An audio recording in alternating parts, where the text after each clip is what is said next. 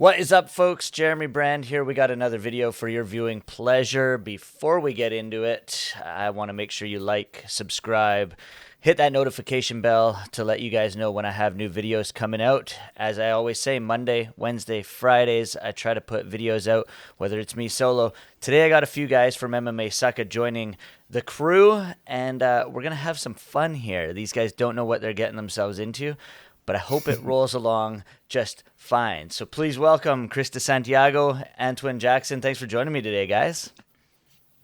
Yeah, man. Thanks My for having pleasure, me. for sure. Now, a bit unknown. I know you're like, geez, what are we getting ourselves into here? But I've seen all over Instagram reels and stuff like that, blind rankings. And it seems to be a thing that people are getting into. So I've figured, let's get you guys aboard and do a blind ranking of the MMA pound for pound list. And people hate pound for pound rankings. You guys are going to have to decide between the two of you where you think these guys sit from 1 to 5. I haven't necessarily picked 1, 2, 3, 4, 5 of who I think is pound for pound, but I've got some names in there that definitely deserve to be number 1, and maybe some guys that definitely deserve to be number 5. But before we get into that, Chris, why don't you just introduce yourselves, let people know who you are if they haven't seen you out there on YouTube or Instagram or Twitter, because you're pretty well known, man. Awesome. Yeah, thanks so much for that.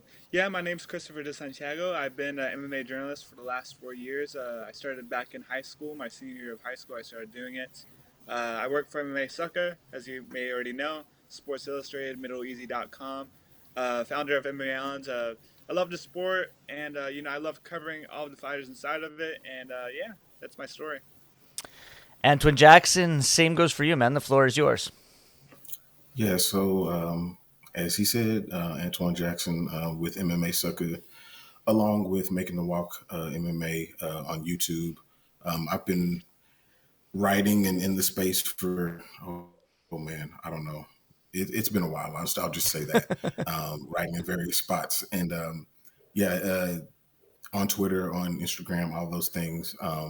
I'm not all around the world like Chris DeSantiago is, but I do a couple of things. So definitely after this, make sure that you tap in with Making the Walk as well. But yeah, I'm just as confused as you are about what's about to happen. So we'll see. Well, I'm confused as well. And luckily this isn't live, so I can go in and edit stuff if it doesn't work out. But we're going to blind rank. You and Chris are going to have to discuss where you think each of these guys go on the list. I'll throw them up there from 1 to 5. But let's get started, guys. The first one that I'm going to throw out there, and this could be number 1, number 5. It could be anywhere on the list for you guys. But you got to think there could be someone else a little bit better than this guy. So the first one we got, the big guy himself, Fedor. Ooh, man, Fedor's tough. I'm gonna say out the gate, Fedor's not number 1. I'm gonna say that. I mean, okay, I'm gonna tell you why. For me, I understand, where he fought, who he fought against, and what he did. I get it. I understand, but we have revisionist history on our side in this space, and so with that being the case, and seeing that who he's fought and what he didn't do, as far as getting everything aligned with the UFC and being able to test it in the UFC, that immediately takes him down a couple of pegs for me. So he can't be number 1 for me out the gate. Can't be. Chris, what do you see? Honestly, I kind of have to play it safe, given the names and the resumes of other fighters across the sport. I'm gonna have to put Fedor at maybe 3.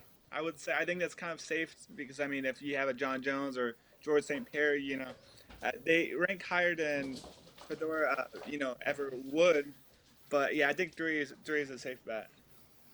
So if you put him at 3 and they throw in, so you mentioned John Jones, GSP. What if Mighty Mouse is on this list? We putting Fedor above Mighty Mouse? I would probably put Mighty Mouse ahead of Fedor, just because of the amount of title defenses and flyweight is the most technical weight class in terms of the size matters, but they're the most technical, and he was able to reign for so many years. So I think I would probably have to put Mighty Mouse ahead of Fedor, but I'm not sure if he's on this list though. We don't know. That's true. Oh man, So where are you going? man, I'm going five. I'm going five. Chris, you agree with that?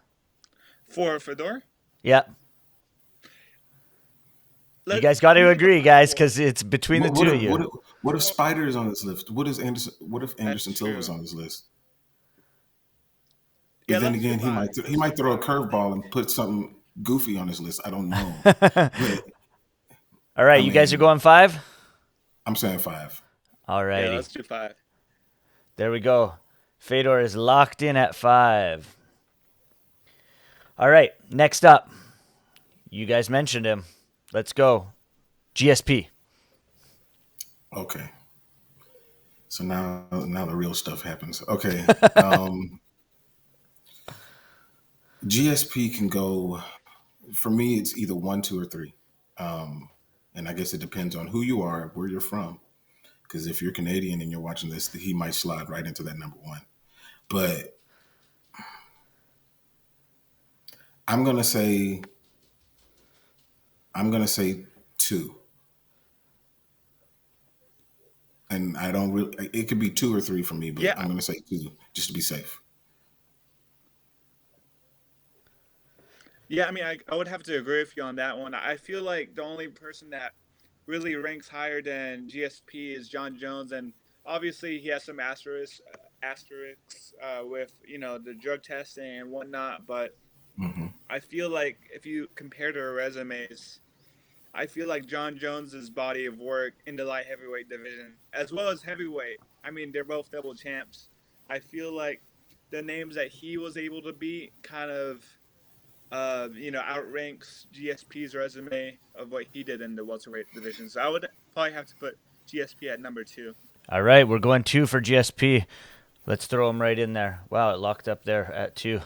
I actually Hmm. thought they were all going to be at like five, and I would have to drag them up and down. But there we go. We got GSP at two.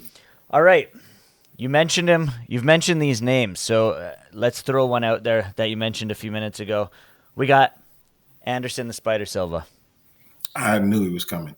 So Spider is so tough to rank because when he was fighting, like for me, he was easily number one. Like that's the greatest fighter I've ever seen in my life. But then the end of his career happened, and then we're like, okay, we got to take this into account as well. But that being said, I have to put him slightly behind GSP, so he can't be number one. So I put him at either three or four. But what do you think, three or four? I mean, it's just kind of it's hard to guess because I mean, if Demetrius Johnson is on this list, I mean, I feel like he should be number three. But if he's Yeah. not, then Silva could easily be number three. He could slide into that spot. Um, but like you said, the longevity that he had, the way he fell down from losing the title to Chris Weidman to a losing streak that he went on, he showed that while he was a great fighter, everybody has their day.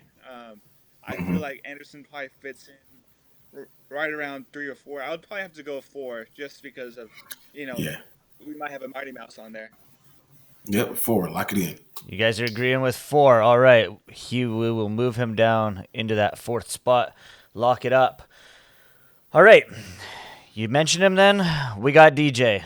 Mighty Mouse Johnson. Demetrius Johnson. This guy actually he had a pretty funny video out the other day. He interviewed MMA Guru. I don't know if you guys saw that. I'm Yeah. surprised Yeah. those two mixed it up. But all right, where you put Mighty Mouse on this list then? Because a lot of people, even Joe Rogan, this guy, sometimes Joe Rogan says he could be his number one. You know what? It's hard to argue that. A person that I do the podcast with, Frankie, that's his favorite fighter, and he puts him at number one, and he makes some really, really solid arguments. He's one of the few people who has fought a goat in another division in Dominic Cruz. So, I mean, his resume, he just submitted a 250-pound man. I mean, the dude can do everything. Yeah. Um, but that being said, I'm going to hold out and say that John Jones is on this list, so I'm putting him at number three. Yeah, I feel like with Demetrius Johnson, I mean, he's really painted a pretty picture in his career. I mean, from going to bantamweight to flyweight to flyweight over there in one championship, he's shown time and time again he's the best in the world, not only in the East but also in the West, and he continues to do that to this very day. Adding more names to his resume, I feel like with the career that he has had in the sport, the resume of names that he's racked up, the amount of title defenses, I feel like it should either be one or three. But with John Jones up there, I feel like three belongs to Mighty Mouse Demetrius Johnson. So we're locking that in at 3? Yeah, 3. All right, I'm going to have to move that one up. Mighty Mouse at 3. Now, you know what? I could have thrown you guys for a loop here and like, You thrown out pulled in Chris Lieben. Chuck Liddell or someone like that. But I didn't do you guys dirty. We got John Jones. I mean, talk about him, guys. Man, so Johnny Johnny Bones Jones is one of the fighters that him along with Anderson Silva are one of those fighters that before they fight and when they're having their walk in, my heart starts beating as if I'm going in to fight. He was forever one of my favorite fighters. I know he went through his rough patch. I know about all the asterisks that that people put there, but the run that he went on in his 20s, to go through other people who should probably be in the Hall of Fame, Rampage, Rashad, Lyoto, um, I mean, the list goes on. And the only loss on his record is not even really a loss. We saw what was happening in that fight against Matt Hamill. I mean, the dude is legit. A lot of people point to Habib as being one of the greatest because of that unblemished record, but you got to look at the resume. You got to look at who they fought and how they did it. And for me, John Jones is, you can't even argue this, in my opinion. He's the greatest of all time, period. Yeah, I mean, with John Jones and the careers he's had, I mean, he could have called it quits maybe 5 or 6 years ago, and he would have still been ranked as the number one or number two guy in the GOAT conversation. So for him to constantly, you know, uh, one upping his career, especially at heavyweight now, I mean, it's just kind of amazing on what he's done. And in his 20s to go from like a murderer's row of light heavyweights, I mean, that division was really stacked. And for him to be beating guys like Shogun and Lyoto Machida at the age that he did in the fashion that he did, I mean, come on, like I don't think there's anybody who could really live up to the reign that he had at light heavyweight back in the day. There we go. We throw John Jones at number 1. That's the list. 1 Jones, 2 GSP, 3 DJ, 4 Silva, 5 Fedor. You know what, guys? This was a lot of fun. I think maybe we do these blind rankings over here on the MMASucka YouTube channel once a month. Not necessarily pound for pound. It could be weight division. It could be knockout, your favorite knockouts, your favorite submissions, everything like that. So I appreciate you guys joining me today. Before I let you go, Chris, just let people know where they can find you on social media and anything you got going on. Yeah, so my Instagram's Chris DeSantiago with underscore at the end, and then on Twitter or X, it's like Chris underscore DeSantiago minus the E because Twitter does not let me spell out my entire last name. So there we go. Antwyn, the floor is yours, man. So on Twitter, it's at walk underscore MMA. And on Instagram, it's making the walk.mma. And of course, on YouTube, I'm sure it'll be in down in the comments or down in the description. But yeah, as far as what's coming up, I actually just interviewed Jillian Robertson yesterday about her fight coming up against Michelle Watterson. So that one's going to be fun, and that should be coming out in a few days. But we always got some crazy shit going on ours, so I mean, definitely come check it out. Chris Perfect. is on ours too. Chris is there too. So awesome, guys. Thanks a lot. Truly appreciate you guys joining me today. That does it for a blind rankings video. Make sure you click that like button, click the subscribe button, and click that notification bell. I'll see you guys Friday. Awesome. Thanks, guys.